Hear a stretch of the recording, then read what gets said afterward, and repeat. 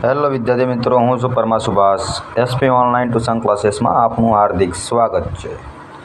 આજે વિદ્યાર્થી મિત્રો ધોરણ 12 ગુજરાતીના મોસ્ટ આઈએમપી પ્રશ્નો જે બોર્ડની અંદર તમારી પૂછાશે એ પદ્ય વિભાગના પ્રશ્નો લઈને આવેલો છું. ટૂંકા પ્રશ્નો છે, તો ચાલો આપણે ટૂંકા પ્રશ્નો જોઈએ. તો નરસિંહ મહેતાના પ્રભાતિયા માટે કયો છંદ વપરાયો છે?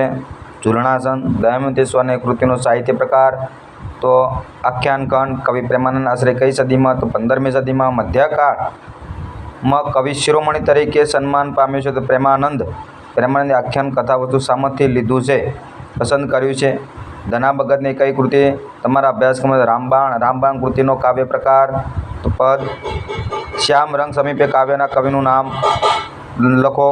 દયારામ રચિત કઈ ગરબી તમારા અભ્યાસક્રમમાં છે? તો શ્યામ રંગ સમીપે.